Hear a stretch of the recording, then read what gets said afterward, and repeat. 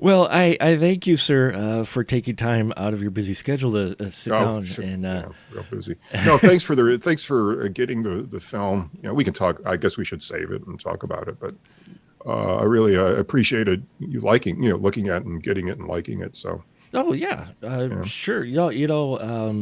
It's funny. Shot on video was stuff that I didn't quite look at too much in my younger years. But my friend turned me on to the genre, and just opened up the door, and he introduced me to like video violence and all of these yeah, like yeah. 90s shot on video films. And then I caught up with the head of the shot on video horror, and he sent me a few. And the Spirit Gallery, he sent me that for a screener to review, and I watched it, and I tell you, I was impressed. I'm like, oh wow. I'm like, this is Yeah, this is yeah, yeah. Thanks. I mean, it sort of holds up.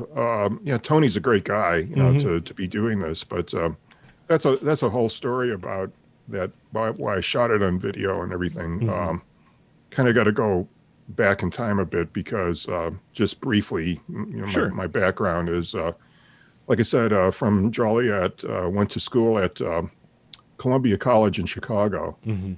and I kind of got into filmmaking because well, I went to this Catholic high school back there, and strangely enough, one of the films they showed, like for I don't know what class it was, but they showed Citizen Kane Oh, on a nice. 16 millimeter projector, and everybody has that as a starting point, I think, Mhm. and you're kind of blown away because for the first time you realize there's somebody directing movies behind this stuff, so the style of it.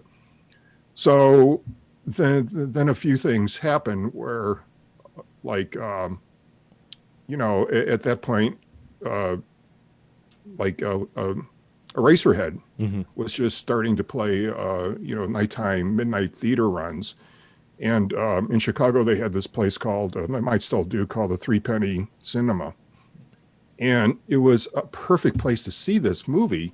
Well, actually, it was funny because I went to see Eraserhead. No, I'm getting some things mixed up. No, that's We okay. actually went to see Freaks, Oh, nice. but before the movie, they showed Un Chien Andalou, Mhm. the Buñuel and Salvador Dali surreal short, and that blew me away. I mean, because being raised Catholic, and that has all sorts of Catholic stuff in it, and then I became this huge fan of Buñuel. To me, he's like the god. Mhm. And so that got us started making like little short, goofy 8 millimeter silent movies. Like we shot one in the boiler room of our high school called Boiler Room Blasphemy. It was like a Frankenstein takeoff because it had all these pipes and Sure. steam and all this kind of stuff. Mhm. And then we did another one called about a vampire called Der Blutegel, and which means the leech in Mhm. German.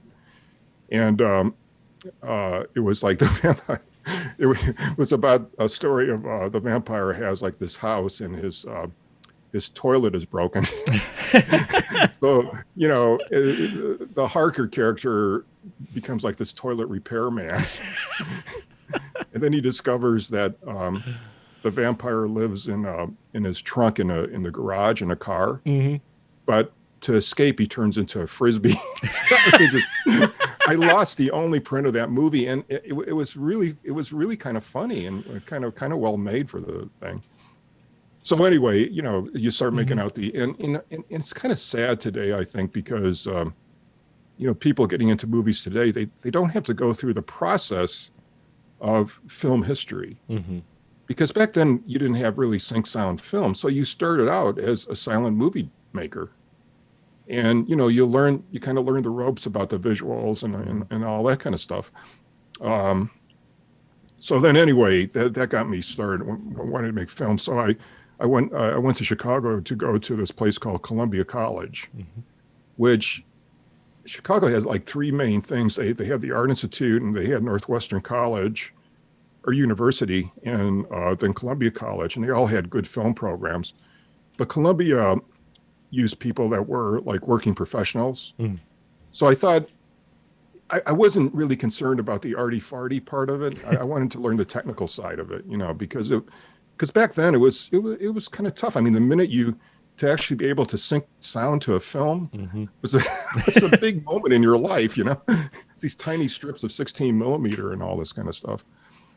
And so then when I was in school, that's when Eraserhead came out Hmm. in like 1976 or something like that. And it was one of the most amazing experiences because I went to the Three Penny Cinema to see that. And it was like a perfect place to see it because it was totally black. It was a small theater. It was Sure. like going into like a womb or something. And people didn't know what this movie was at all. Hmm. So it was the weirdest experience. And I still remember it because you had like these rowdy Chicago guys and they thought it was complete bullshit, Hmm. and they were just laughing at it and like, oh, what's this? But by the end of it, they were mesmerized. The power of this movie just completely silenced everybody. And you're like, whoa, what the hell is this? And so that was like a major influence too, because Hmm. in a way, Eraserhead is like the ultimate student film. Mm. Because back then, at least, everybody made every student film. Well, there were always a lot of student films that were shot in somebody's bedroom, Yeah. and they're depressed and whatever, and like that's kind of the ultimate one. So in Chicago, started making movies, and I wanted to make stuff that you could kind of try to sell somehow. And I Sure. remember like back then there were like you know like you would have film adaptations of short stories for Mm. literature classes. So I just went to like people that I really liked, and my one of my main guys was H.P. Lovecraft, Sure. and there was a short story called "The Music of Eric Zahn," which was fairly easy to shoot because it was like two or three characters, Mm. Hmm. little location. So did that, and that film is still that was made back in like 1980, and it's still alive. I mean, it's like it's getting a new release. It started a film festival called the H.P. Lovecraft Film Festival, which we can talk about a little bit. But it just got a new 2K transfer, and it was shot with one of my fellow students. There is a guy named Mike Goy, and you may not know the name, but if he directs like every TV show out here right now. I mean, he's an incredible cinematographer, and at the Hmm. time there was a movie called Days of Heaven, if you remember the Terrence Malick Oh, movie. okay. Yep. Hmm. And it was shot by Nestor Almendros, and it was done with natural light. And it just kind of blew us away. And Eric Zahn is set in like 1888 or whatever. So we had like these fake oil lamps, and that the practical light was everything lighting the set. And it's just this incredible looking movie, because of it. So that got me kind of a scholarship from William Friedkin, who's from Chicago. Nice. Yeah. And that then I made another, and oh, by the way, I did get it in distribution, but because people didn't really know Lovecraft that well, Right. so I thought, well, try to do a bigger author, and so I went with another one of my favorite guys, Franz Kafka, Mm. and we did an adaptation called Hunger Artist with the money I got from Freakin', and that got into distribution. That's getting a new release. I'm doing a thing with a friend of mine named Jay Wolfel, who Hmm. worked a lot for Charlie Band, and he has a movie out right now called Asylum of Darkness, which you can see on like Amazon. You should look at it. I think you'll like it. But he's made a lot of stuff, Hmm. and but he started out making short films too. So he did an adaptation of a Nathaniel Hawthorne short story called The Birthmark, and also one for a Guy Maupassant movie called He. So we're combining these three movies, and we're going to release it as a thing called Twisted Lit, Oh, nice. because it has a twist, and it's kind of Sure. twisted stories and all that kind of stuff. Um, so anyway, from those student films, and then kind of did some professional like editing because Chicago was a big a commercial city Hmm. for TV commercials. So we had a finishing house, and then, but you know, Chicago, you can only do back then. You could really just do commercials, and I wasn't Right. really interested in that. So, trying to get out to L.A. and I thought, oh wait, William Friedkin produced Hunger Artist. I have an in. So I thought, you know, Sure. and you know he so came out here, and I was trying to write him letters, and because he never saw the movie, you know, and Sure. it's won awards, and it's a good movie and everything. So um, came out here to L.A. and my ex-wife was working at a studio. I forget which studio, but he had an office there, and she just walked into his office and laid, you know, the thing down on his desk, and he's going, "Oh yeah, how's John doing?" He's reading like Variety or Sure. something. He's not doing anything, and he still didn't look at it. So that's Hollywood, you know. Yeah. But it did get me a job on Tales from the Dark Side. So Nice. I became like a staff director on that, and that Hmm. was the progression of getting the first you know, real kind of professional you know gig. Sure. Yeah, I saw that you had directed a number of Tales from the Dark Side episodes, which I loved that show when it came out. I mean, you had that run of like anthology type shows making a resurgence again during that time. I mean, Tale from the You Dark did, yeah. Side. They were reviving Twilight Zone and Alfred Hitchcock, Hmm. and Spielberg had amazing stories. That all happened around like the mid '80s. Um, and it was fun because you know each episode was like a little short film. You Hmm. know, um, Dark Side was real low budget though. I mean, it was ridiculous. I mean, we shot in this place called Boyle Heights, Hmm. which it's not a good part of town, and it was, you know, it was like in this industrial park, Sure. and it was this old like mattress factory. So they had all these like moldy mattresses, and we used it for sound, you know, Yeah. buffering and all that kind of stuff. But it was so funny because on the stage, uh, the pipes that went to the bathroom was directly over the sound stage. So if somebody flushed the toilet, you had to stop because you heard all this water going you know, over your head. God.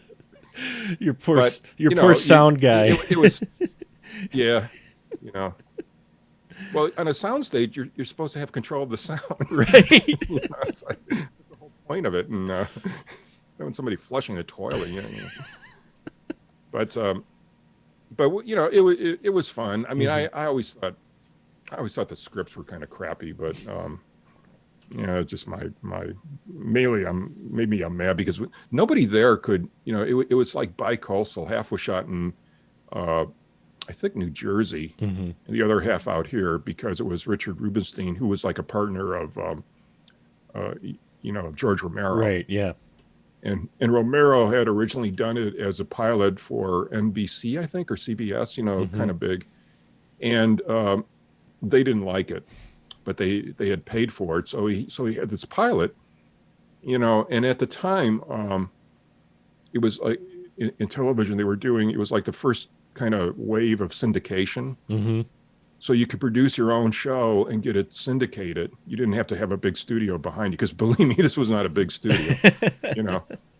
But you know, it ran for like 4 seasons, you know. So and I still see people, you know, talking about it, and uh, so it was kind of a granddaddy of that of the low budget side of it, I suppose. You know? Well, but you got a chance to cut your teeth too, right? On it, Yeah, and it was fun, and it was like, you know, it was like when you're doing a student film, you don't have a schedule really. hmm. You know, like Eraserhead took Lynch like 4 or 5 years Right. to make, and suddenly when you're in a like in a professional thing, you got a schedule, Hmm. and those things were like shot in 4 days. You know, so it was. Of course, they were like only like, you know, like 20, I Yeah. guess 23 minutes or something like that. But you were still doing like I don't know, like 10 pages a day or something like that, or Yeah. sometimes, you know. And Um, then depending on your effects work too, I'm sure, because I mean, it being a. yeah, you know, because that was before digital, you Hmm. know, and it was all practical. So that was kind of fun because I got to do one episode where It's called A New Lease on Life, and it's about this apartment coming alive and like eating its occupants. Oh, You know, nice. and so the apartment goes crazy, and like Mhm. everything starts threatening him, like a ceiling fan explodes and tries to chop his head off and stuff. And we got to do a forced perspective thing. It's something I always Mhm. read about. And so, so like it was like a miniature in front, and you had to Sure. line them up and stuff. Um, I also did a couple, like a season of the revived Land of the Lost. Yeah, I saw Yeah, that you know, I had forgotten that they had revived it until I saw that it was listed that you had done those, and then I remember seeing a yeah, few of the ABC did shows. it. Yeah. Yeah, and that was like the old style Hmm. effects too, with the Kyoto brothers who did Killer Clowns from Outer Space. My my wife loves that movie. It's a great film, It actually. is. I really like it too. It's It's very extremely sick, but it's entertaining. but it's clowns. Yeah. Yeah, and I what I liked about the '90s Land of the Lost was it did feel like the '70s show because I saw them when I was a kid. They had them on syndication on like the independent channels and that, and I watched it, and it was really an unusual children's show. And I think you caught Yeah, that same spirit with the '90s revival. It kind of yeah. surprised me because Well, one of the problems we had though with that. Oh, I was going to say, well, because the guys who were like the writers hmm and the producers of it, um, well, it was like, Sid and Marty Krofft, the sure. original guys who did all those shows. They were the executive producers, but they hired these two guys, and I blanked their names out, but Hmm they wrote cartoons, right? hmm And like in a cartoon, you can write anything. I mean, it's like, all right, the mountain explodes and lava, and they would write this stuff for this tiny low budget kids show, and we'd have to hmm try to come up with these effects. And again, it was like a 4-day shoot. hmm And then the first season, they didn't know how they couldn't, they were, the scripts were too short. So you would shoot everything and you still had 5 minutes left.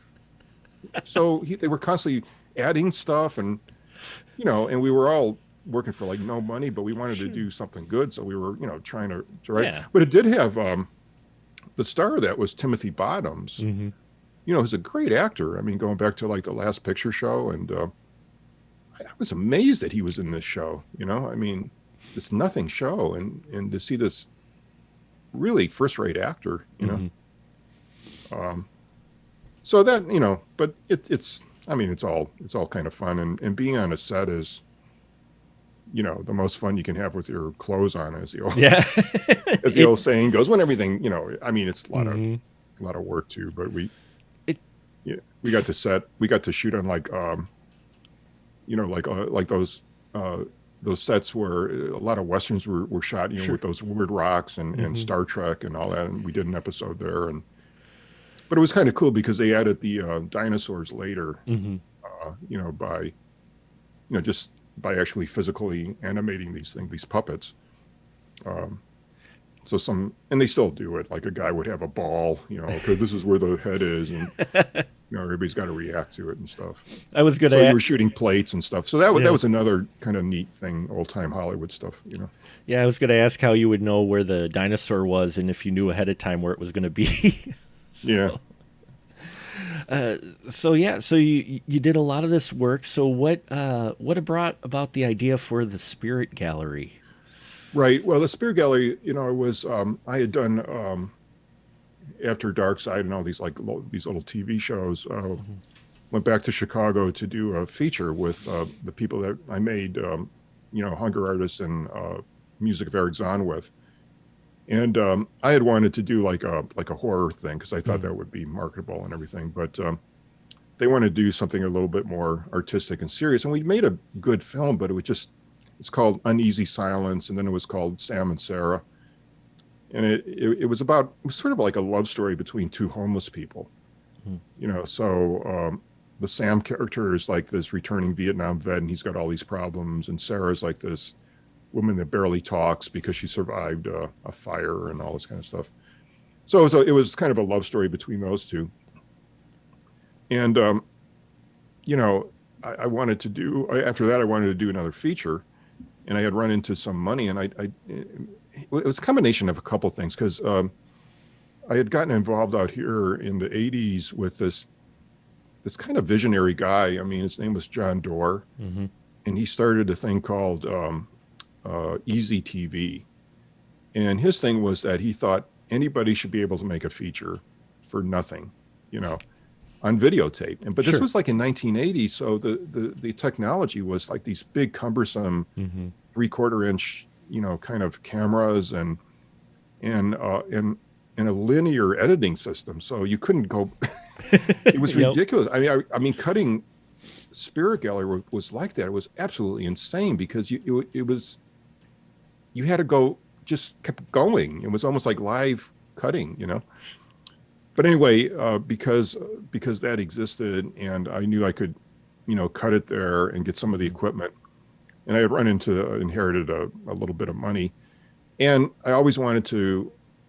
I had a lot of friends like up in San Francisco, and just wanted to see what it was like to live there, really. Sure. So decided to shoot it there. So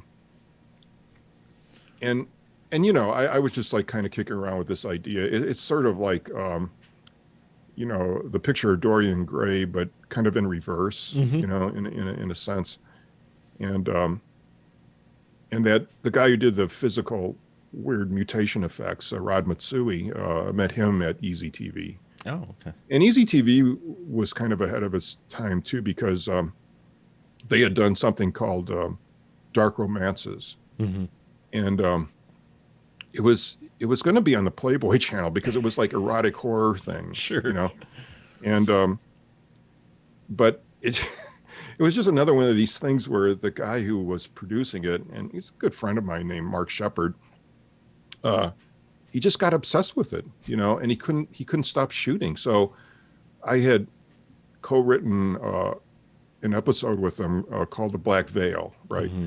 And it was sort of like, it was like a Grand Guignol setting and everything. And all these were supposed to be a half hour, and his turned into almost 2 hours, because he just kept shooting it. He wouldn't stop, you know. It did have like, because he was good friends with, because Mark was a character. I mean, he knew a lot of people out here. He had, as a kid, he submitted a story to the old Batman TV show Mm-hmm. that it didn't get produced, but it got picked for some kind of contest. So he started making all these contacts, and he was good friends with a scream queen called Brink Stevens. Oh I yeah, don't know if you know Brink. Yeah. Yeah. Mm-hmm. Yeah, so Brink is like the hostess of this Dark Romances, you know, and she's in every one. Sometimes she has a big part, sometimes she's just, you know, introducing it. Mm-hmm. So, I mean, that was, you know, I guess it was. It has a weird look, because Mark had this obsession with putting a bunch of filters, you know, on front of the camera lenses. Sure. So it's real diffuse, and it doesn't really look like video, but it doesn't look like film. It's like this kind of in between thing. And unfortunately, he died fairly young, and his, you know, his kind of girlfriend, I don't think they were married, but, you know, her name is Pat Miller. She keeps threatening to put it out on a DVD, but she never does. Sure. I think it would. I think people would still like it. Oh. But that, when you talk about shot on video horror, that's the epitome of it, because it's all video. Right. It was all shot at Easy TV. So I kind of fell into, you know, that kind of crowd, you know, and that's what kind of led to Spirit Gallery, because I thought I could do it, you know, fairly cheaply on videotape, and, you know, the technology was a little better, you know, and wanted to do it up in San Francisco too. So it has, you know, it has a nice look for San Francisco. I try to use, you know, exteriors, and the other reason of San Francisco was when I was back in Chicago, knew this guy named Frank Garvey, and Frank Garvey was this kind of mad, you know, all the paintings in the movie. Mm-hmm. I was Those going are to ask him. his. Oh, those were his. Yeah. Okay, I was going to ask Yeah, where those came from, because those were they're amazing. huge. I know, they really are, and they're huge. I mean, they're wall-sized paintings. He called it the Wall of Ashes. But he was like I mentioned, how the Art Institute was one of the film schools up there in Chicago. and he was making these just real weird, surreal videos. Like he would take he would take like like bones from animals, like Oh, from sure. cows or whatever, and in the openings he would stick little tiny video monitors so it looked like people were inside these bones, you know. And I don't know what they were about, but they were like they were like his paintings, because Sure. he's into like all this, organic. But anyway, he had moved to San Francisco, and I didn't know it at the time, but I remember walking around San Francisco and I see um, like a handbill on Hmm. a thing, and I immediately recognized one of his paintings on it because he opened this thing called Omni Circus. So he was putting on shows, and Sure. he was building these bizarre robots. So he was up there too. So through him, that's how I got Jim Burkhart, who was who plays the artist Hmm. in Spirit Gallery. So I was kind of writing it for these people too because I knew what they could do, and yeah, and I thought it worked out pretty good. I mean, it's just when I was, it just took a long time to do it because shooting it, I think we shot like it was like a 20-day shoot, so that Hmm. went fairly good. Although there was a lot of problems with it, obviously. Oh, and also Jim had he worked for this guy who owned all that, like he owned that factory space that we shot in. I was going to ask about the factory space because I like sitting there going, they've actually got a crane. He Yeah, option I know. a It's pretty working amazing. Yeah, crane. yeah. Well, Garvey was doing these videos again. He called it Wall of Ashes, Hmm. based on his paintings, and that's when I first saw this factory setting. I just thought, man, that's got to use that, because it's so visual, and so all that stuff was there, and Hmm. office spaces and things like that, and also it wasn't Hollywood. I mean, Right. to them it was.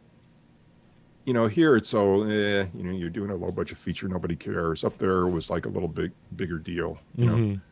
Um, so that's sort of how that came about, and I mean, I think I got it distributed through something. I can't remember even the name of it was, but it was Hmm. on, it was on videotape, Right.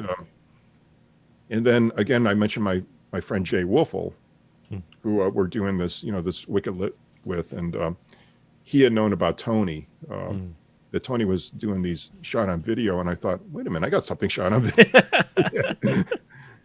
So it's surprising that he liked it because the stuff he usually does, it's a little more hardcore, It's a you little more know, grind exploitation type stuff. yeah, Yeah, it's yeah. grindsploitation, yeah, but people respond to it. Hmm. So Well, that's what got me with it because I think the grind exploitation stuff and that Tony is distributing, which some of it is a lot of fun for those, but that's yeah, kind of more the reputation for shot on video. But that's what I liked about yours is I was watching it and it had some of that feel, but you didn't actually go all the way there. A lot of it was implied and stuff because your story with the guy using the artist to basically go into a fantasy world to that was safe for him, pretty much kind of like sadomasochism type yeah, of yeah. scenario for the guy, but he was exploiting the artist. But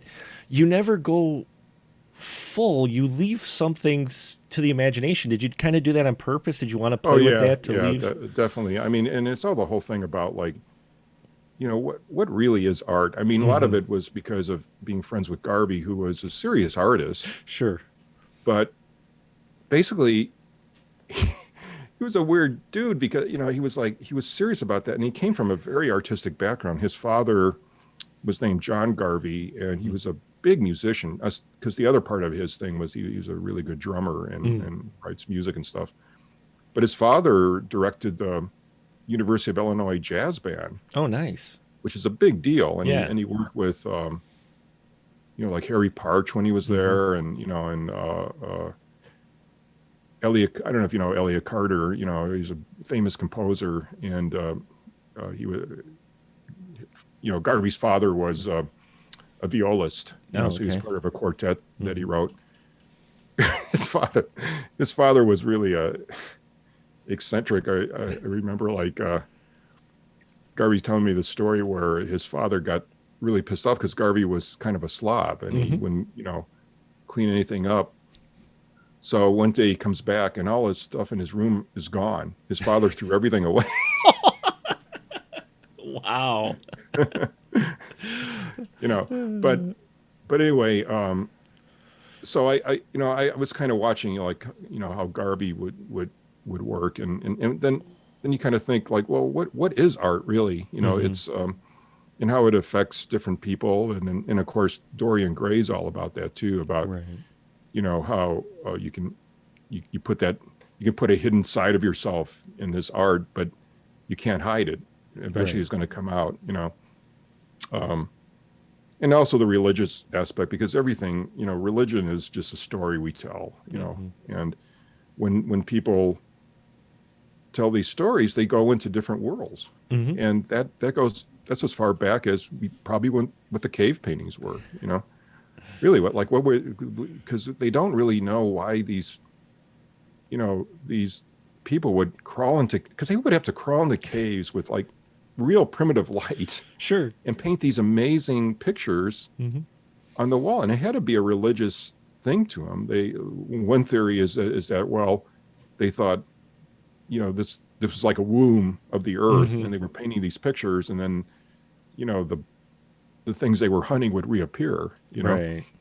So it goes that far back, and I was always kind of fascinated with that, and going into like another world Hmm. when you look at art, you know, and I mean that's what we why do we like movies, gore movies? I mean, really, because we go into that world in Hmm. a way, and and it's safe. But it's safe, It's right? threatening, but it's safe. Hmm. So I just thought, it'd be interesting, if something would be so powerful, it would actually transport you into this world. But there's always a price, because whoever the model is, she's getting eaten up by it. Right.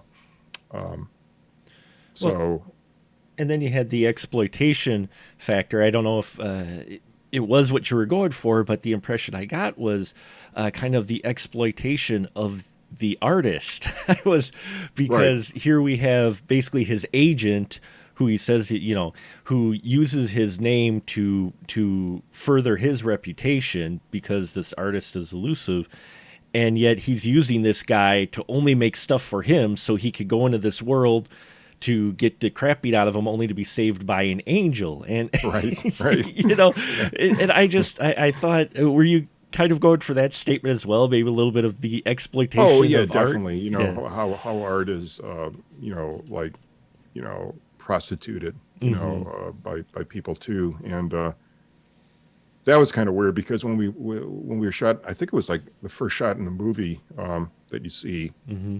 where, and the guy's name is Leonard Purnell, who's playing Right. the agent, right? Hall. I mean, obviously these names are, Yeah. he's getting a Hall, but the guy, it was supposed to be a fake fight, Hmm.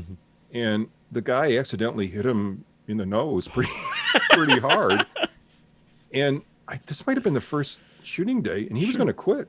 Yeah. But he got so pissed off, and it was just an accident, Hmm. but those little fun things. But then Leonard got into it, and Hmm. and all the people were, in Holly Folger, who plays Gwendolyn, Hmm. uh, was a really good actress, and that's sort of like why I was more interested in getting a good actress than having somebody that would take their clothes off or something. I Right. mean, Sure.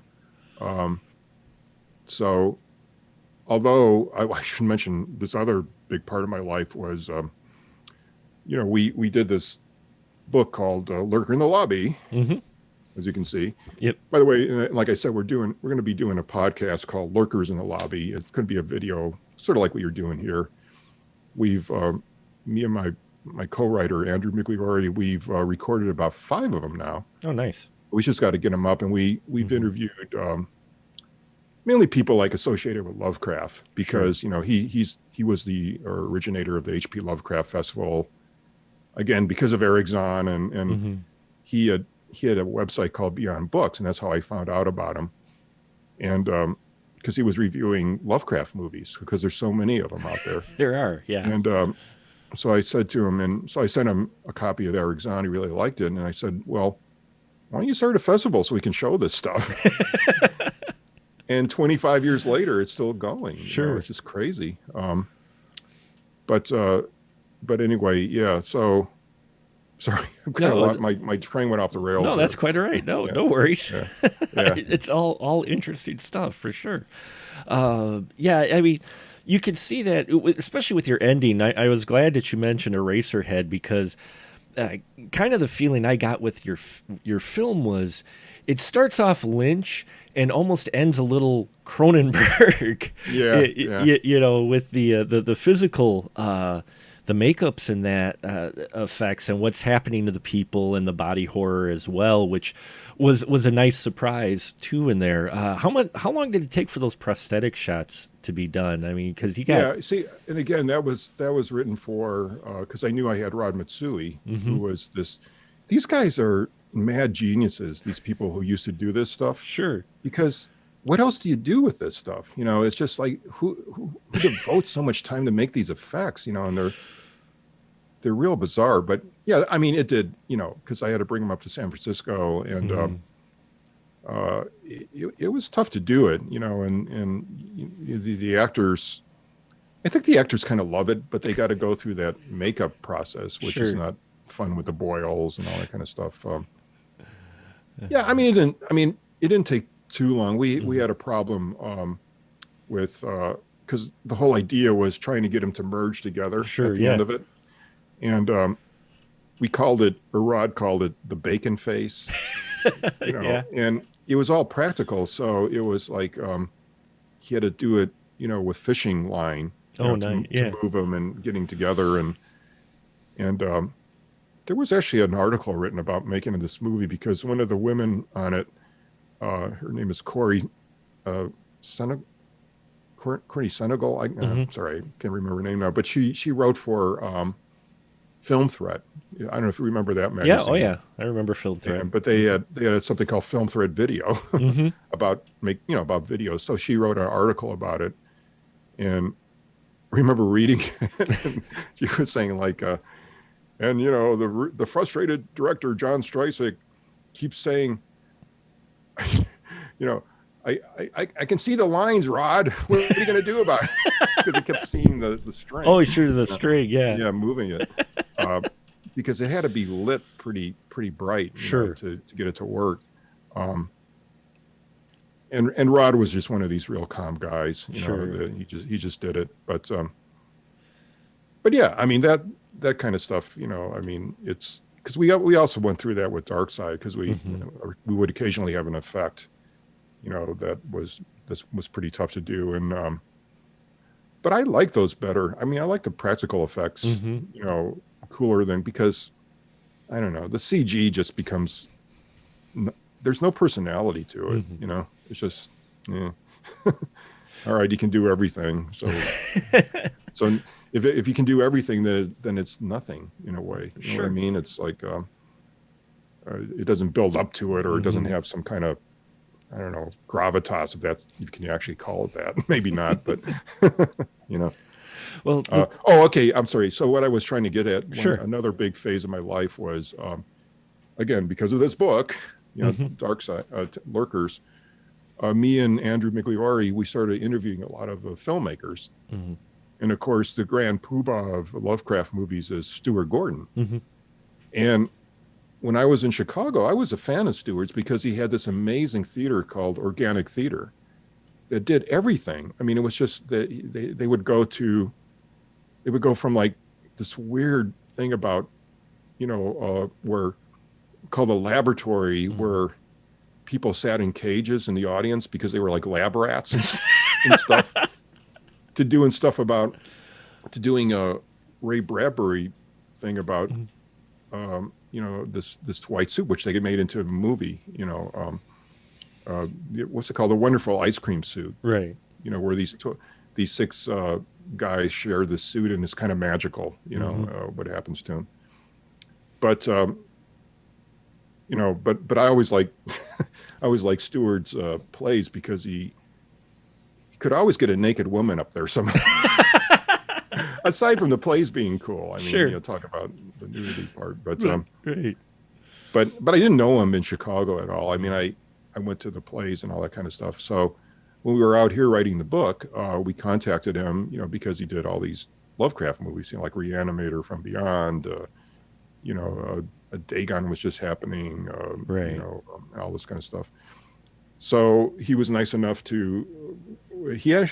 At the time he actually had a nice little office at Disney, because he was originally going to direct Honey, I Shrunk the Kids. Oh, okay. And he just got ill and he couldn't do it, which is sad because I think it would have really changed his career, big time.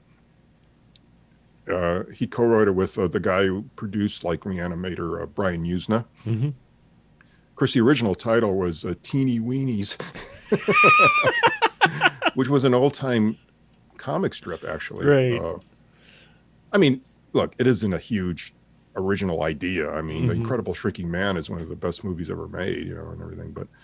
But so anyway, met him. So we went to his office and interviewed him, and I did something you should never do, like to pitch a guy when you're interviewing him. You shouldn't really do that. But I had this script called Deathbed that I was kicking around with, and my pitch was, "Hey, Stuart, I got this movie. It's about everything you can do in a bed." And that interested him. So he read it and then gave me a call back and said, "Hey, I really like this. Let's talk." So that started us on I don't know, like maybe for 10 years or something, because we eventually got Deathbed made, but he produced it. He didn't direct it. It was through Charlie Band. But then we were working on other projects, and one of them was Stewart found this bizarre story that was true about this guy in Texas. He was a homeless guy, and he's like crossing a road, and this healthcare worker hits him, and he gets stuck in her windshield.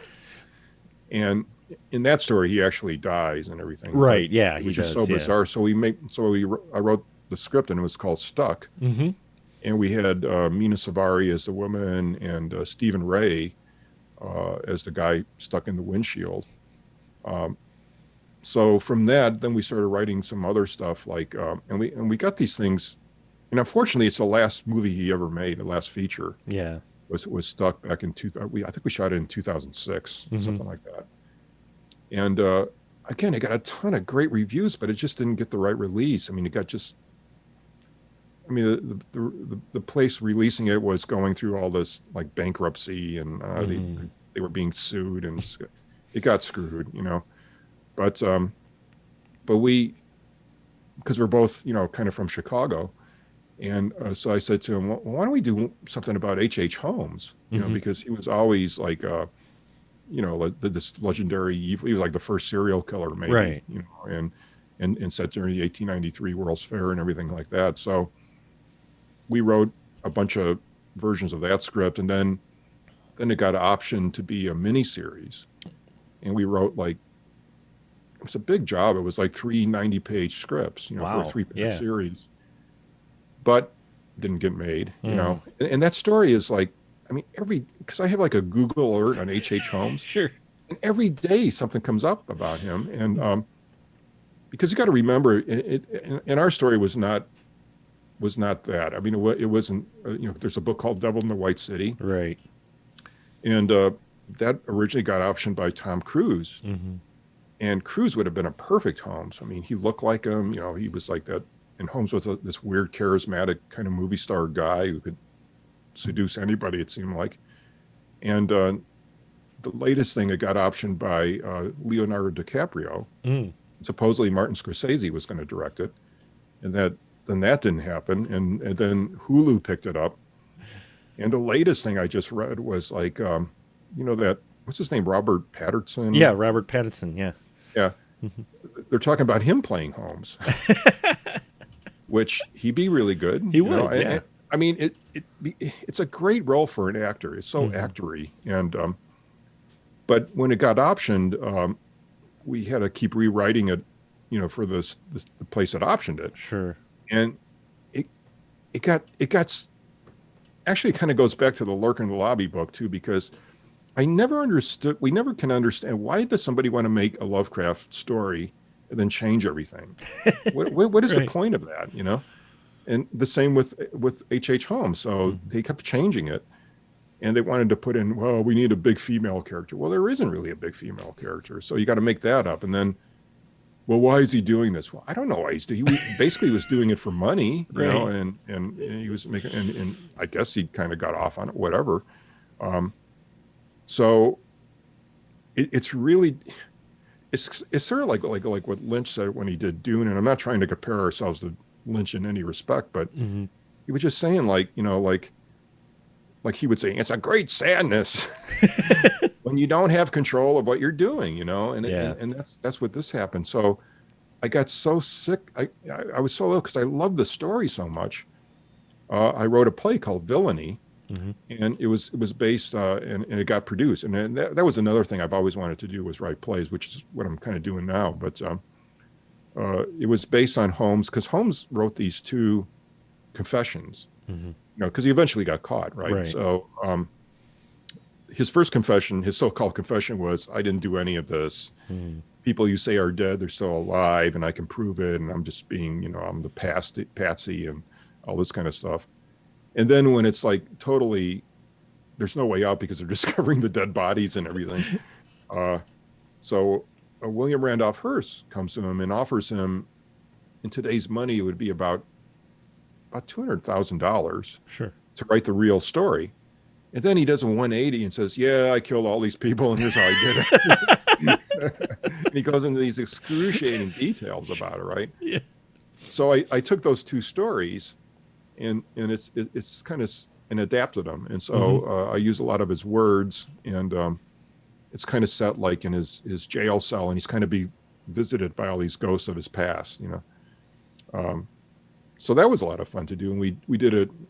This is back in 2018, and uh, did it in Sherman Oaks Hmm. around Halloween. Oh, nice. And unfortunately, before the plague hit, it was supposed to get two other productions. Mm-hmm. One in Illinois, actually, my old hometown, and another one up in Seattle. Oh, Then a third possible one up in Michigan too, which nice. is kind of interesting because that's where Holmes went to school, in Ann Arbor, Michigan. Hmm. Which I was really hoping they would have done it, because one of the things Holmes did was he was really like a Gilded Age entrepreneur. Hmm. Like he loved Andrew Carnegie. Carnegie wrote this thing called The Gospel of Wealth, and how to become rich, and Right. that was one of his things. But he would take his victims, and because he was a doctor, he would put them in lye and everything, and get them down to their bones, and then articulate the skeletons, and then sell the skeletons to medical school. So first he would insure them for a lot of money. Sure. $10,000 back then was quite a bit. Get that money, and then make another profit literally off their bones. But I think some of them could have been in Ann Arbor, Michigan, that he did, because that's where he started doing this. He started Sure. doing these insurance scams. You gotta So you gotta love yeah. the Midwest, the birthplace of most of your most crazy serial killers. Yeah, he was originally from New Hampshire, but Right. Yeah. he had so much energy. I mean, Hmm. he had three wives at the same time, and he was moving around different families, and at this, Hmm. killing off some and not, and he never harmed his wives. Right. So his wives play a big part of his story in my play, but no, he's just a fascinating character. So I just wanted to mention Stewart because he was a big part of you know Hmm. my life out here, and we had.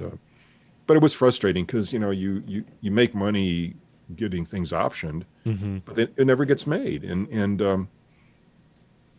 in an unmade script, a movie script is completely useless. I mean, nobody's ever. I mean, a play you could write, and maybe it doesn't get made in your lifetime, but maybe somebody might do it later. Sure. That ain't ever going to happen with a movie script. Um, Very frustrating. And Stewart, So he was a world famous Hmm. filmmaker, but something just happened, and he never made another movie. Uh, Yeah. Well, I know some. I haven't talked to many, but I know I've heard and read stories about some people just getting frustrated, as you said, with the Hollywood system of some of these people. They put their life's blood into the script. A studio will buy it, and it'll collect dust forever. But the studio bought it, so no one else could get it.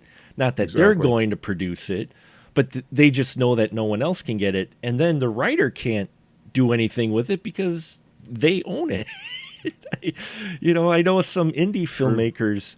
I know some indie filmmakers with distributors of indie films. That some of them, they're like, yeah, once I sign that film off, it is no longer mine. I can't do anything with it. I don't own it anymore. It is. They can do whatever they want to their film, and sometimes those films get altered Yeah. uh, in many ways. But it didn't seem like that happened with your films, like Spirit Gallery, and that Oh did. no, nobody. Yeah, that was that's because Those. it's so low a budget under the radar. So uh, I'm just glad that it got out here, Mhm. or got out there after all these years. And the same thing I'm doing with my buddy Jay on this Twisted Lit stuff, because um, these are really good films, Mhm. and I just want to kind of preserve them, and I think people will enjoy them. We're doing a bunch of extras, Oh, nice. and again, that famous director Mike Goy, Mhm. shot both. He also shot Hunger Artist, so we did a commentary track, and I'm doing little extras about Kafka, and Mhm. it's really interesting about Kafka actually. And I had forgotten about this, where because it's called A Hunger Artist, Mhm. and it's about a professional faster who, and I read it in high school, and it just summed up high school, just the insanity of high school, because it's like this. If he attains his goal of fasting all the time, he's dead, Yeah. right? So, so it's this unachievable goal that's achievable, And what I didn't realize at the time Kafka was writing it, he was starving to death Oh. because he had this cancer in his throat Mhm. where he couldn't eat. So he's literally correcting the galleys of this story about a guy who starves to death while he's starving to death in a hospital. I mean, it's unbelievable. And it's just a great story. And it's interesting. It kind of goes back to Lynch too, because I never realized he was such a Kafka fan. Mhm. Did you see The Return? Where when the Twin Peaks Return? Oh, I did not. No, I have some friends who are really into Twin Peaks. I unfortunately never got much into it, but I know the Yeah, show. Yeah, and the Return. I know you of should it. watch it. Yeah. But anyway, because he plays uh, the FBI Oh, director, right? okay. Yeah. Mhm. And there's a scene where he's in his office and there's a big picture of Kafka. Now, what would a picture of Kafka be doing in an FBI director's office? So whatever. But apparently, he wanted to make the Metamorphosis, about the Oh, guy yeah. turning into the bug. Mhm. Um, and there's a rumor that he's supposed to be doing something for Netflix. Yeah, Um, I Nobody remember knows much about it. I remember reading the Metamorphosis short film story in high school or college, and it was just wild. I loved it, but Yeah. it was really like, yeah, that took some, there were some things involved in the creation of that Oh, it's great. story. But there's also a really good adaptation, a short film adaptation that I saw at the Chicago Film Festival, Hmm. and back in this, I don't know, late '70s, and it's a lot of it's from the bug's point of view. Oh, nice. I don't know how they did it back then, but it was like, so he's like, so the failures are trying to hit it with a broom, and it's from his point of view. So he's going Hmm. underneath tables and under the bed. And then at one point he's like crawling up the wall, knocking pictures off, hitting them with brooms. It's really good. I don't know what happened to that film, but worth a look. Well, that's a prime example of the earlier filmmaking and practical effects in that, and having to get a lot more creative in some respects, like you did with Spirit Gallery and all these other shot on video artists. People don't realize you're shooting this on micro budget. These are just people who love doing this, and it's all Yeah, practical. You don't have that camera, as Tony and I were talking about. You didn't have that camera in your back pocket. Good luck no, feeding a VHS. I've got a VHS camera actually. yeah, I still have one too. Yeah, Good luck fitting that in your pocket. But that's why I fell in. I kind of fell in love with some of these films because you look at what you did with so little, for lack of a better term, and it's just amazing.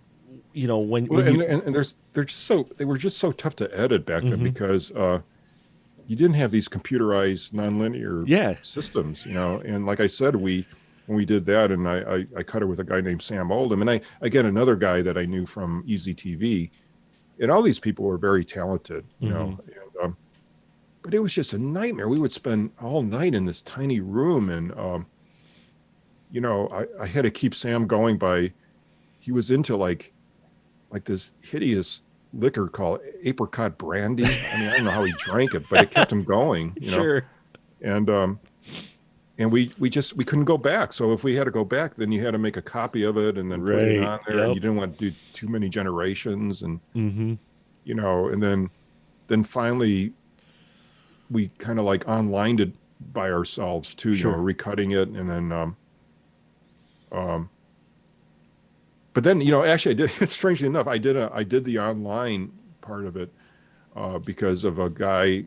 I think I was working on Land of the Lost at the time, Hmm. and they were finishing their shows at the studio doing the online thing, and I forget the guy's name. His name was Bowie Kober, and Bowie was how all these things relate. He was the editor for Frank Zappa. Oh. Because Frank Zappa, speaking of video, he had Sure. this video company. Uh, what's it called? It had something to do with his nose or something. uh, I don't know, something like Hmm.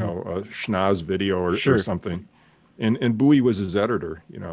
And Frank Zappa was one of my heroes, Hmm. absolute heroes. And I remember we were just doing doing a session there, and Zappa called him. They were talking about some kind of project, um, and I said, could you ask him, would you like to be interviewed? Because I was like, because Sure. another thing I did, I used to write articles for like, well, Amazing Stories, Hmm. or it came back, and but I did like the interview parts of it, like Right.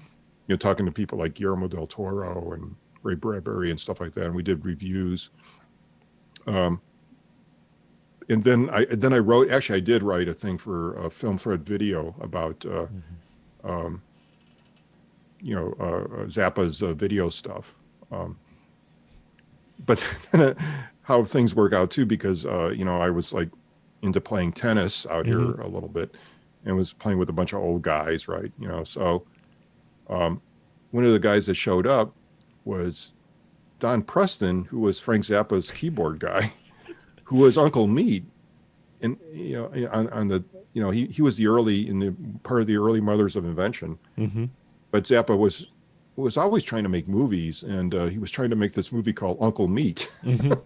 about this mad scientist, and I don't know what the hell, bile foamy liquids. Um, oh, that was the name of his company, Honker, Honker. or no, Honker Yeah. Video was called. Yeah. So I got to be friends with Don, Hmm. and Don did a lot of, he's done a lot of like movie scores, Hmm. because he's a really good composer, obviously. Um, so anyway, that was another like like little weird, I don't know. Lot. Everything's related somehow, just in a weird way. Uh, Well, I think that's interesting, very interesting, because a lot of people I think don't realize how people who are known names now, you know, uh, ended up just meeting each other by chance. Like you were able to just end up meeting these oh, that's people a through big part of it. people, Yeah, some of it through networking, and then some of it through a lot of it's through chance, chance, you really. know, and, And it's and being in the right place at the right time for hmm. a lot of these big stars, and because that's always amazed me how some people can become superstars, and they're good actors and everything, but we would make, we would have like auditions where we were paying like people like $50 a day, Mm-hmm. and the amount of talent was just incredible for actors. And they're all trying to, get on, get reels and Mm-hmm. get into business and stuff, but it's so difficult. But they were definitely as good as anybody out there. I mean, but it's all a matter of being in the right place at the right time, luck, and Sure. all that kind of crap. So I mean, really, is what it comes down to. The Hollywood game, right? Yeah, I mean, I remember. Oh, I did another show called Monsters. Yeah, my wife loves monsters. Yeah, Yeah. I did. I only did one. I mean, they wanted me to do more, but at that point, Mm-hmm. I was like getting sick, kind of sick of these shows. But the one I Sure. did was it had it's kind of a weird show. It's called Shave and a Haircut, Two Bites, Mm-hmm. about these barbers who are actually kind of vampires. But it had Will Wheaton in it, right? Nice. Yeah. And and it was fun because I knew him from Star Trek and all Mm-hmm. that kind of stuff. But the guy who played his usually what these low budget shows would do, you would have one name kind of Mm-hmm. name actor, right? Then everything else you would have to audition for. Right. But on this one, his buddy that was in the show, they said, no, we're really lucky to get this guy, and I had never heard of him, and I'm forgetting his name now, but he's the guy from Friends. Oh, Matt Uh, LeBlanc. yeah, Matt Yeah. LeBlanc. Mm-hmm. Yeah, Yeah. And I'm going like, who's this guy? I mean, he was fine, Sure. but usually you would like have to audition, and Matt was just on, and I think this was before Friends and all this Mm-hmm. kind of stuff, and he was just on this path, that Yeah. somebody, he got the right agent, he got the Mm-hmm. right manager, he had the right look, I guess, Sure. and he just kind of took off, and it goes back to like what you're saying, like why do some of these people make it and why they don't, it's and he Yeah. was good in the episode and everything, but I could never understand who was this guy. How did he get this? Because usually it was like it was a good break for people, Mm-hmm. to get these parts.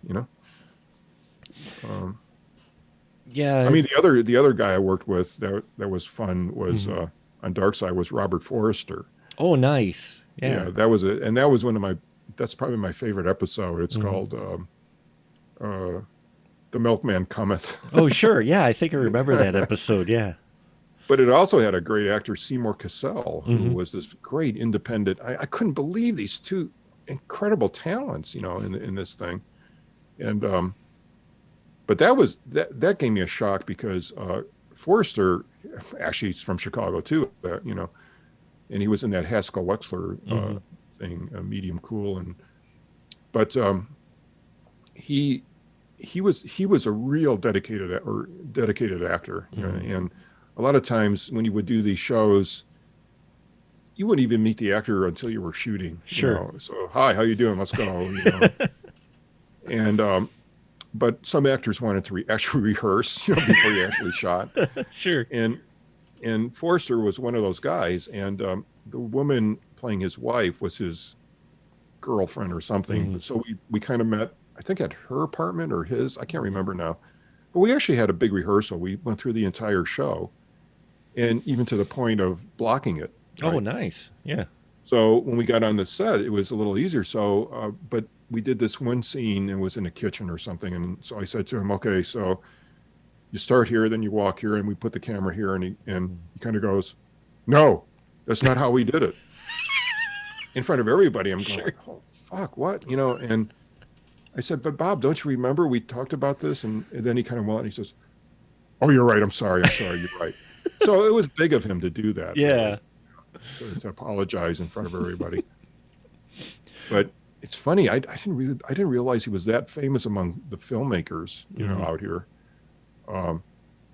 And again, it goes like David Lynch was Mm-hmm. a big fan of his. He was supposed to be the original sheriff in Twin Peaks, Oh, okay. but he couldn't do it, and so Sure. he he's in Mulholland Drive for a little bit, Mm-hmm. and then he was brought back for The Return. You know, he's in that too. But unfortunately, by the time he's doing The Return, I think he was kind of ill, Right. and he was just kind of, he didn't have the energy. You know, he was just Mm-hmm. kind of sitting there, and you know, but you know, it was great to see him do it. You know.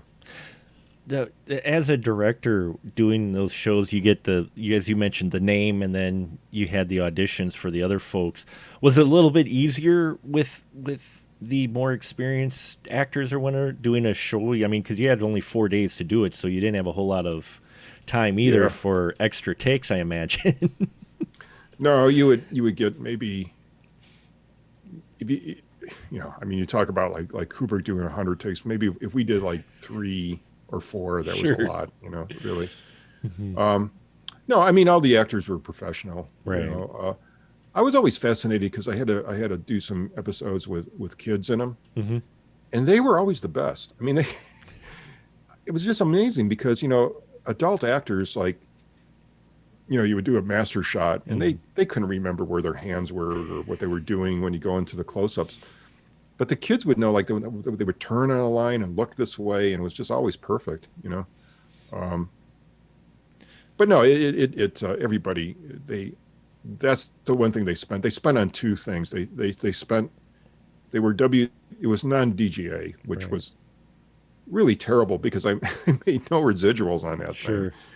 But they got WGA scripts. A lot of them came. Remember Twilight Zone magazine? I Hmm. actually have a whole run of that magazine.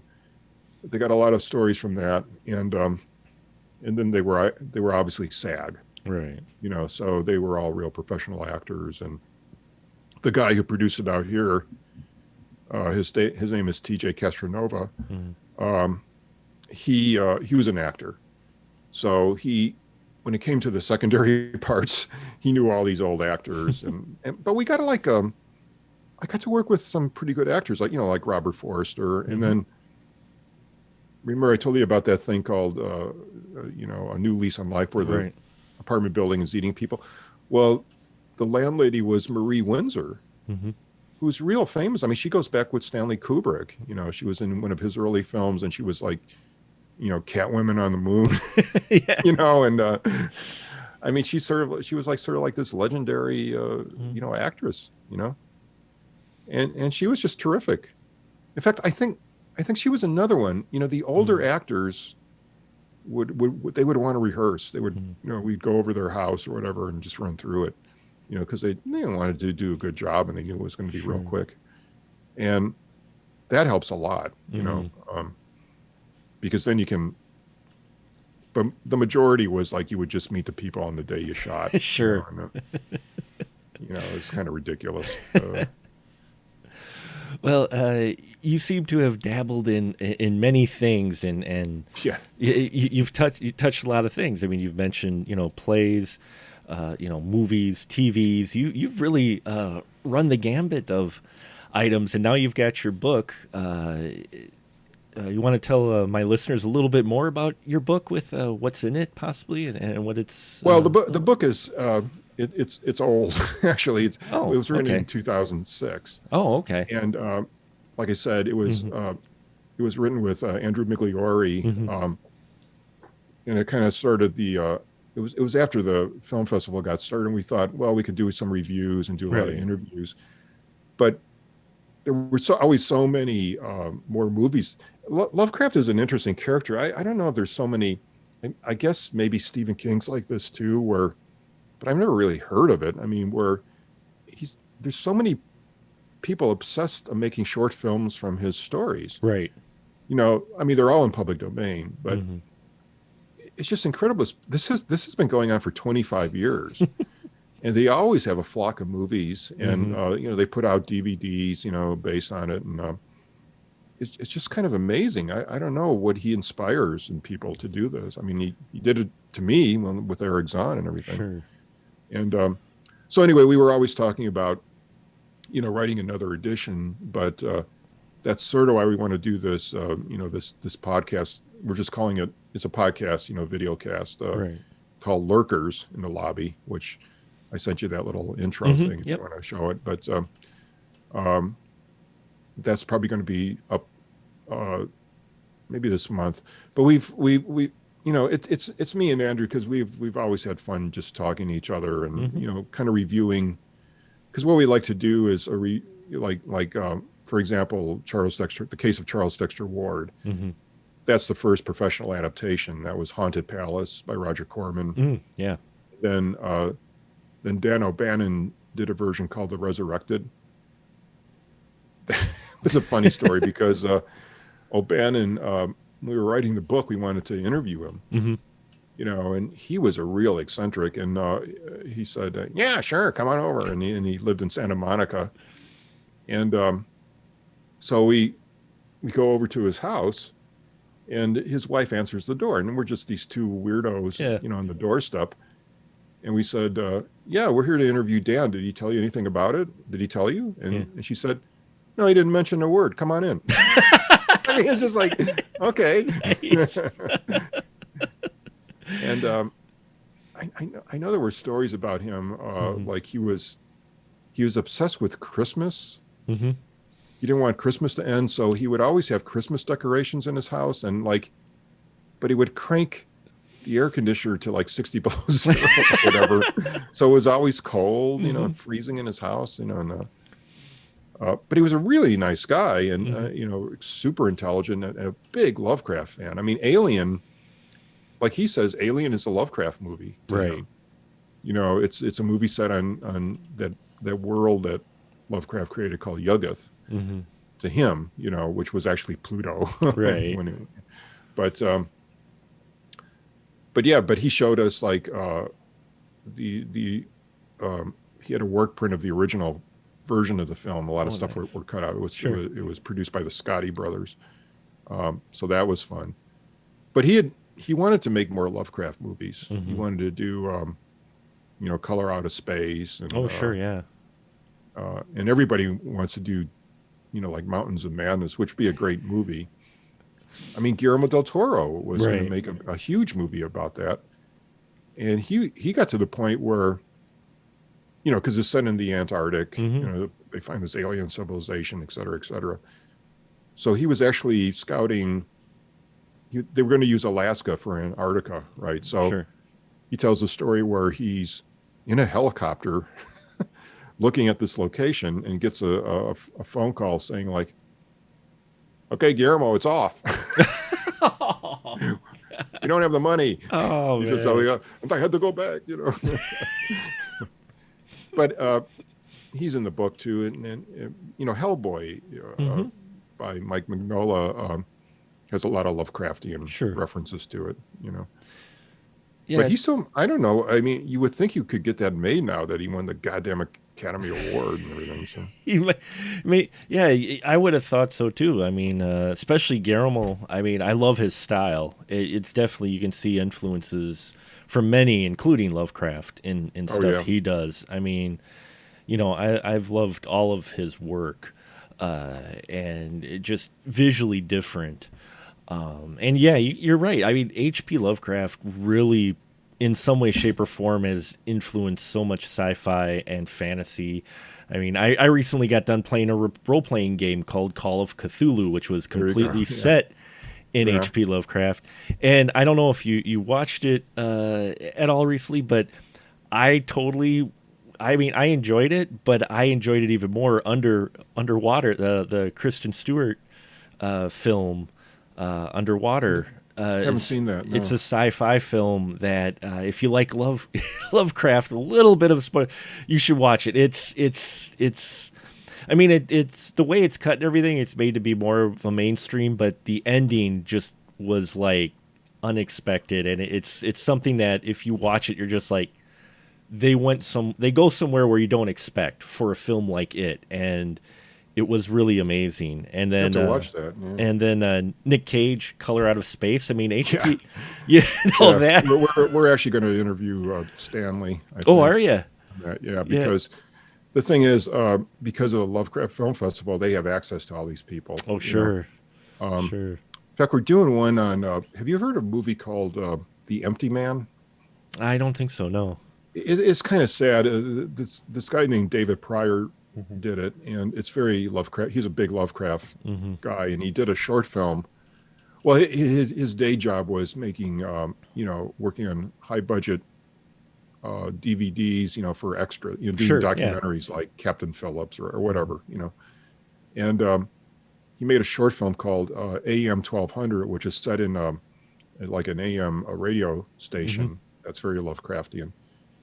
So anyway, he finally got this movie called Empty Man made, and the basic story it gets pretty Lovecraftian because it goes between dimensions, and Sure. because Lovecraft wrote this famous thing in the Necronomicon, like not in the spaces we know, but between them, Right. which is a great line.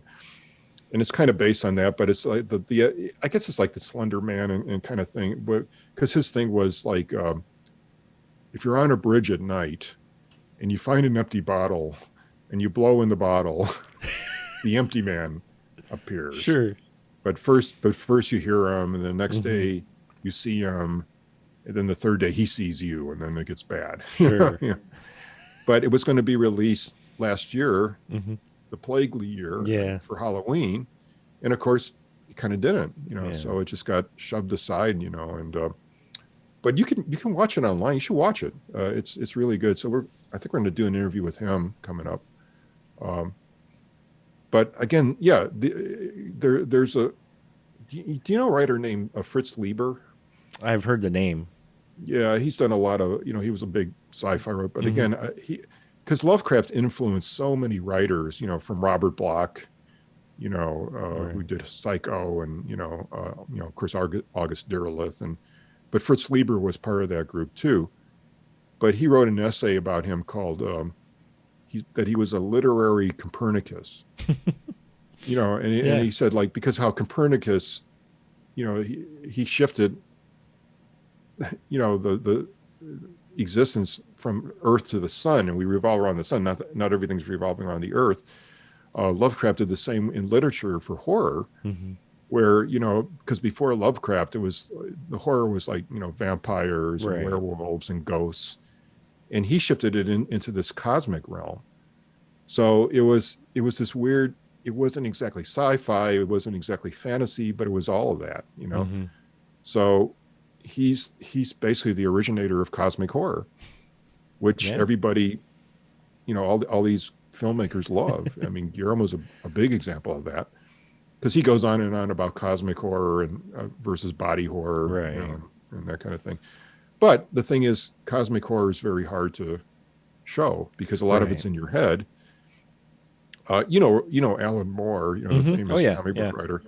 So he did a whole series, and he's a huge Lovecraft Hmm. fan, and he did a whole series called Providence. Hmm. And the whole idea is sort of like there's this guy named he's kind of based on Robert Bloch, but he's called Robert Black, Hmm. and he's doing research of American folklore, and he's running into the places that Lovecraft fantasized, like Hmm. so Salem became Sure. Arkham and that kind of stuff. But he's running into all his stories, and he's keeping a book about him, like a diary, because he wants to write a novel about Hmm. American folklore.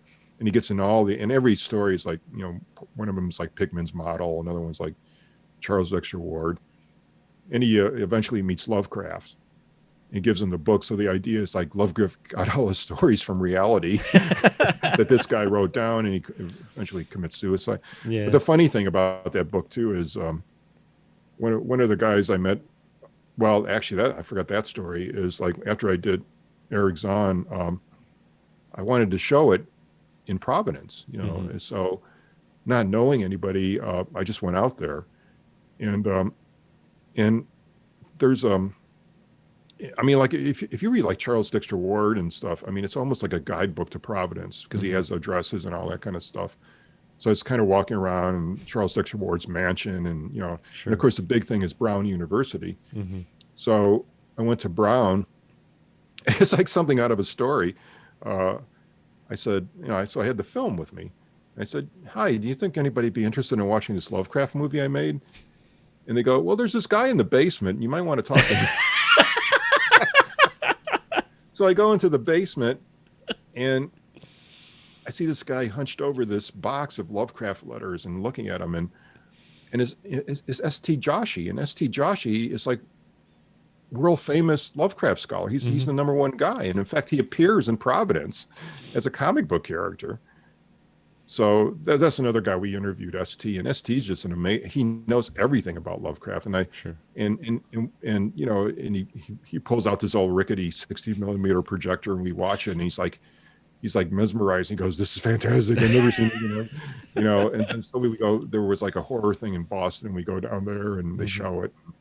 So I got to meet like this little Lovecraft circle that Nice. was happening at the time, and they were putting out this book called Lovecraft Studies, and Hmm. this thing about like Cthulhu, and so yeah, so it got so that was another branch Hmm.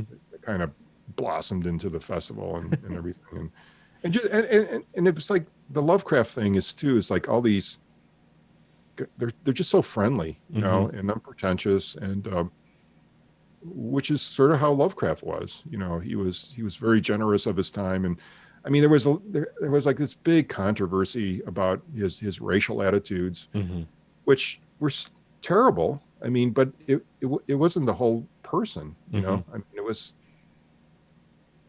I mean, it gets ridiculous after a while because like in San Francisco, they're taking Abraham Lincoln's name Right.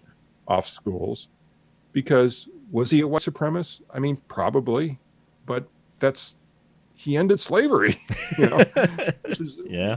one of the major slavery and the killing of the Native Americans. Those are two extreme sins that started this whole damn country, and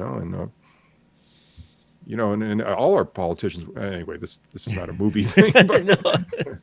although there's been a lot of great movies made about it too. So, Hmm. uh, but Lovecraft did have that uh, attitude. But in Lovecraft's case, he took because he thought he was dirt poor. I mean, he Hmm. grew up wealthy, and then his grandfather died, who had all the money, and then they got real poor, and so he was always struggling. And I think that was just his fear of the other, Right.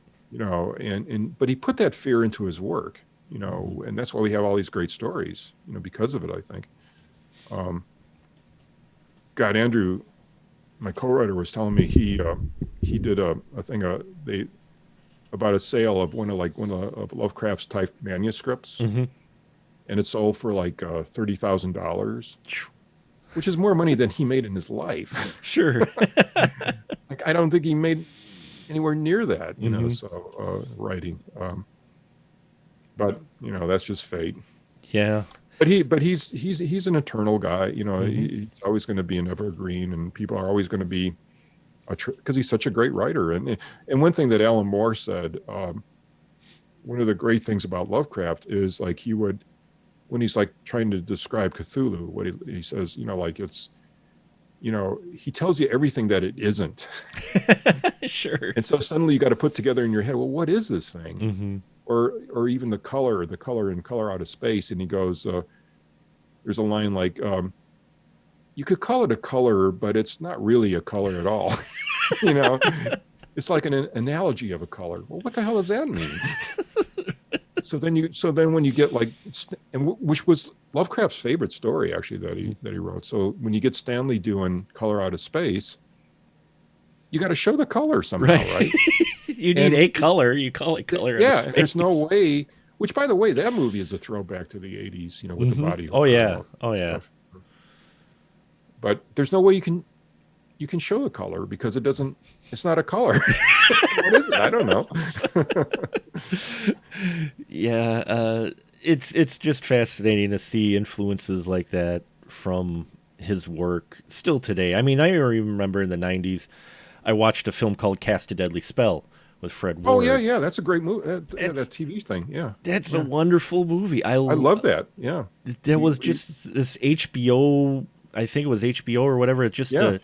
a movie, and they had a great cast, and it was just so interesting and weird. And at the time when I watched it, because I was younger, I didn't realize too much that it was actually H.P. Lovecraft, and then we revisited it a few years ago for the podcast. I'm watching this going, wow, I'm like Yeah, catching yeah. all the references in that I missed when I was younger. You know, the names of things and not just the creatures in that. And No, it's very faithful to Lovecraft, the yeah, Necronomicon and everything, you and it's know, well done, and it's got that that noir kind of hmm a detective story going on too. So which I love noir especially. So it's another favorite genre of mine. I really enjoy it. So yeah, bringing fantasy and noir together is always a good combination for me. So no, that was a good show. it Yeah. was.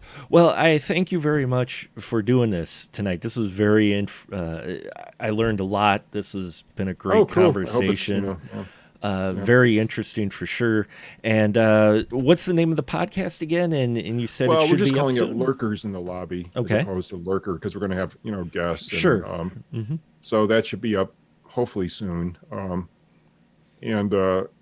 it's just a continuation of the book in a way, and we Sure. talk about the stories, and it's fun. Hmm. It's not meant to be real serious, but we're going to do a lot of, again, because of the festival. I think we can get a lot of people to be interviewed, Sure. too, and we try to, because we interviewed like Roger Corman, for Hmm. the book. Like to get him, but he's up there. He's like in his 90s now. Sure. Uh, kind of probably his last kind of interview.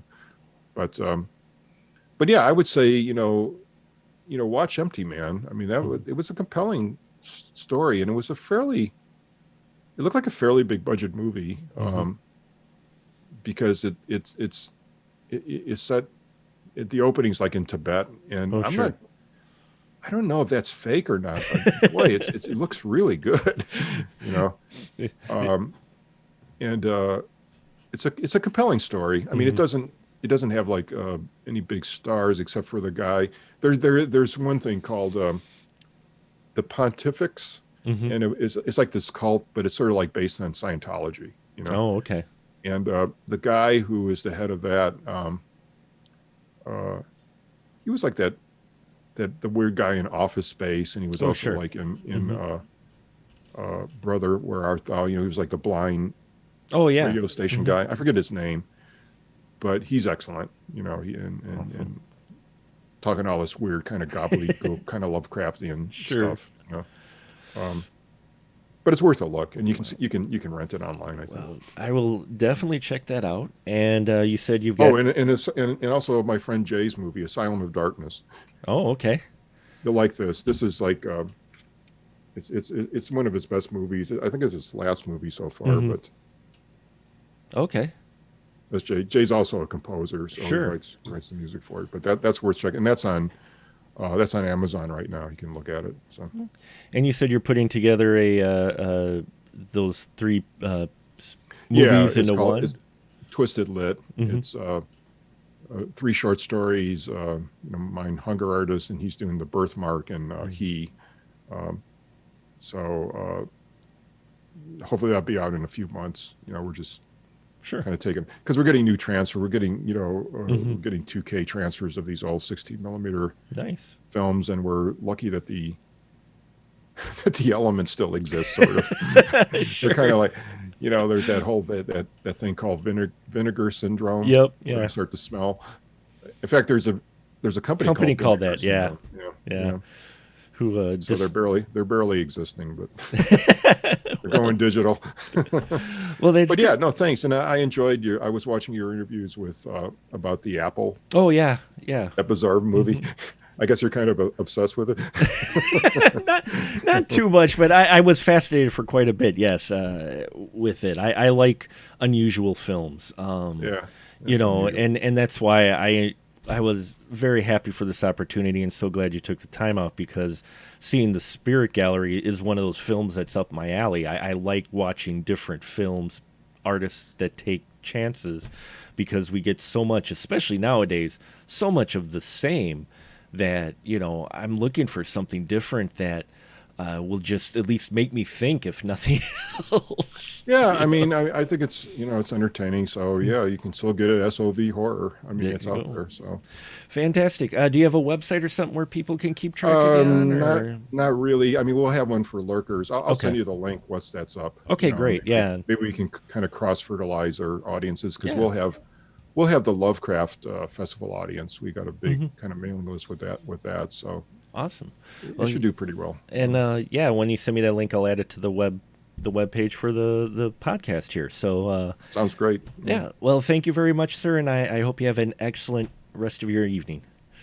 And let's have a good rest of the year, hopefully. Yeah, let's hope things go better. Yeah, so you could productions can get flowing again and Hey, things get I just like moving. to go So to a restaurant in a bookstore. sure, Again, I'll be happy. I Not hear asking you for there. much. But Excellent. I shall never permit anything bearing my signature to be banalized and vulgarized into the flat infantile twaddle which passes for horror tales amongst radio and cinema audiences. Yours most cordially and sincerely, H.P. Lovecraft. So, how did that work out? Join Andrew Migliori and John Strysik, co-authors of Lurker in the Lobby, A Guide to the Cinema of H.P. Lovecraft, as they and their guests look at the many cinematically banalized and vulgarized Lovecraft tales, in particular, and cosmic horror, in general, in a strange eon cephalopod podcast called Lurkers in the Lobby, describing the indescribable since 2021.